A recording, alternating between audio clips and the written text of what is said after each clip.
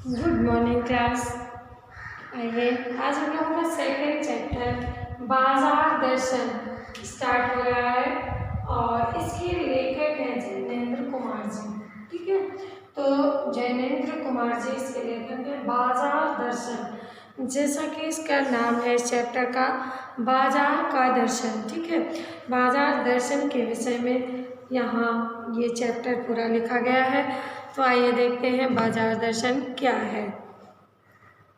यहाँ बाजार को बढ़ावा देने वाले कुछ व्यक्ति हैं। इस चैप्टर में हमें बाजार किस तरह से अट्रैक्ट करता है, कैसे लोग बाजार को बढ़ावा देते हैं, कैसे लोग बाजारोपन को बढ़ावा देते हैं, कैसे लोग होते हैं जो लिमिट में रहते हैं, मतलब परचेजिंग पावर कुल मिलाकर के इस चैप्टर में दिखाई गई है कि कितना लोग स्पेंड कर देते हैं फिजूल में, और वो कैसे करते हैं, वो कौन सा जादू है जो हमारे आँखों के द्वारा जेब पर भारी पड़ जाता है।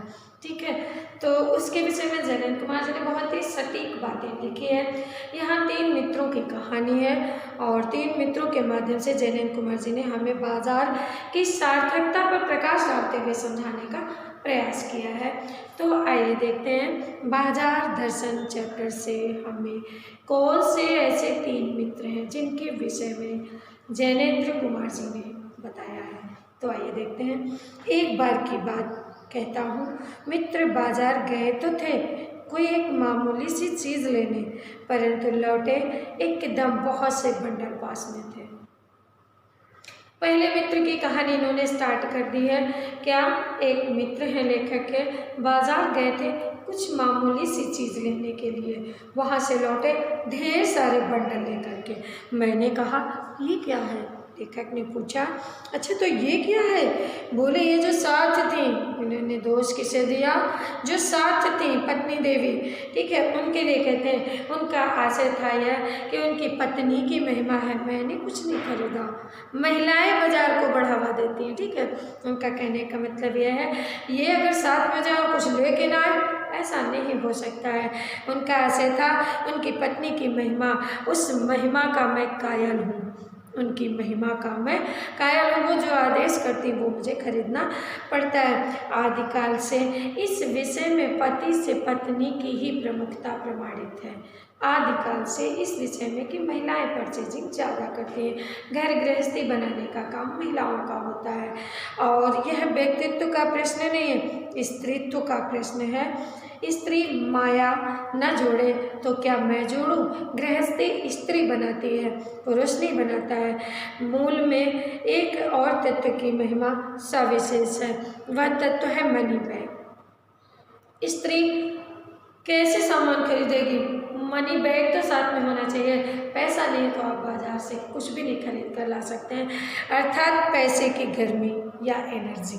पैसे की गर्मी है, आपके पास नोट है, आपको सभी चीज़ें अट्रैक्ट करेंगे और आप उन्हें खरीदेंगे।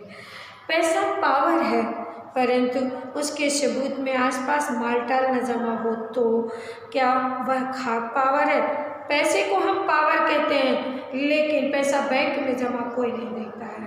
जब हमारे घर में साजो सज्जा सुख साधन की सामान उपलब्ध होगी तभी लोगों को मेरा पैसा दिखेगा। रहन सहन, पहनावा, खान पान, इनसे पैसा दिखता है।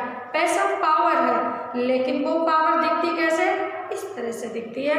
लेखक ने लिखा कि पैसा पावर है, लेकिन माल टाल आसपास ना जमा हो तो क्या खाक पावर है? अगर आपके पास कोई सामान नहीं है तो आपको उसका फायदा कैसे मिलेगा? आपको साधन नहीं होंगे तो आपको आराम नहीं होगा, आराम नहीं होगा तो उस पैसे को क्या करेंगे?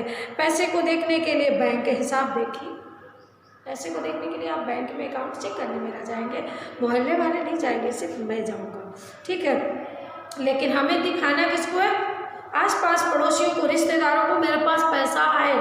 ठीक है, ये दिखाने के लिए हमें साधन चाहिए या मुझे स्वयं को आराम देने के लिए चाहिए। ठीक है, तो क्या बता रहे हैं? माल, असबाब, मकान, कोठी अनदेखे ही दिखते हैं। पैसे की उस परचेजिंग पावर के प्रयोग में ही पावर का रस है। अगर माल, मकान, सब चीज़ हम इकट्ठा नहीं करेंगे तो लोगों को बिना बताए कैसे पता चलेगा कि मैं पैसे वाला हूँ। बैंक में पैसा कोई देखने नहीं जाता, लेकिन नहीं, लोग संयमी भी होते हैं। उन्होंने कहा संयमी भी होते हैं, संयम से काम लेते हैं, फिजूल सामान को फिजूल समझते हैं। मैं वैसा पैसा बहाते नहीं हैं, बुद्धिमान होते हैं। बहुत से लोग संयमी होते हैं, नियम से पैसा खर्च करते हैं, जहाँ ज़रूरत है जिस चीज़ की वही खरीदते हैं, बहाते नहीं हैं। वही लोग बुद्धिमान होते हैं। बुद्धि और संयम पूर्वक वो पैसे को जोड़ते जाते हैं। वह पैसे की पावर को इतना निश्चय समझते हैं कि इसके प्रयोग की परीक्षा की हमें दरकार नहीं है। बस खुद पैसे से जुड़ा होने पर उनका मन गर्व से भरा खुला रहता है। उनका मन इसी बात से खुश रहता है कि मेरे अकाउंट में इतने पैसे हैं या मेरे पास इतने पैसे हैं। मैंने कहा ये कितना सामान ले आए। मित्र के सामने मनी बैग फैला दिया। कहा यह देखिए। लेखक ने फिर पूछा, अच्छा स्त्री महिमा है तो महिमा इसलिए है, पैसे की पावर क्या है, कैसे दिखती है, सारी बातें लेखक ने बताया।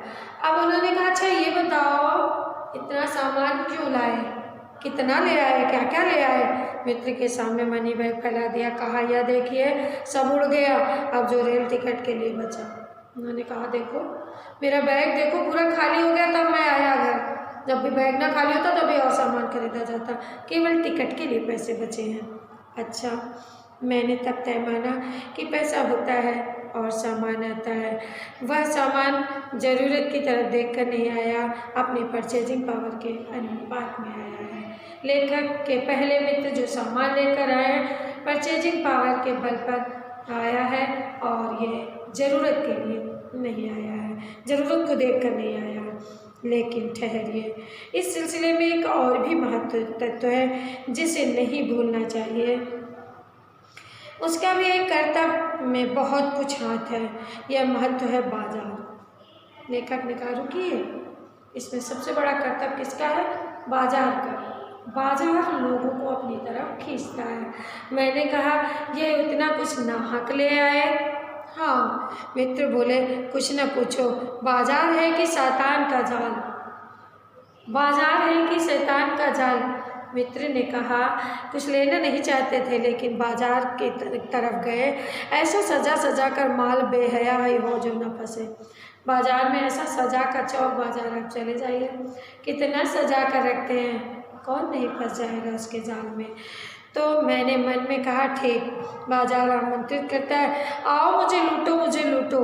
बाजार कहता है आओ मुझे लूटो, मुझे लूटो। सब भूल जाओ, मुझे देखो। सब पीछे क्या खर्चे हैं उनको भूल जाओ, केवल मुझे देखो, मुझे देखो। मेरा रूप किसके लिए है? ग्राहकों के लिए ही तो है। बाजार में आया मैं तुम्हारे लिए हूँ। नहीं कुछ चाहते हो तो देखने में क्या हर्ज है।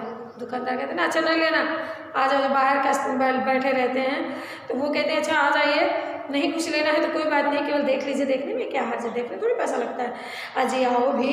यह आमंत्रण, इस आमंत्रण में यह खूबी है कि आग्रह है, आग्रह नहीं है। आग्रह तिरस्कार जगाता है। ऊंचे बाजार का आमंत्रण मूक होता है, उससे उनके अपने पास काफ़ी नहीं है, और चाहिए। मेरे यहाँ कितना परिमित है, यहाँ कितना अतुलित है। ओह, कितना बाजार सजा सजा कर लोगों को लूटता है। इस विषय में यहाँ लेखक ने लिखा, कोई अपने को न जाने तो बाजार का यह चौक उसे कामना से विकल बना डोले, और विकल क्यों, पागल, असंतोष, तृष्णा और ईर्ष्या से घायल कर मनुष्य को सदा के लिए यह अपना बना डालता है, बेकार बना सकता है। यानी कि बाजार गए और आप कुछ खरीद के नहीं लाए तो तृष्णा, वो प्यास रहेगी उसके लिए, मैं ये चीज़ लाया क्यों नहीं, ले आया तो जेब खाली हो गई।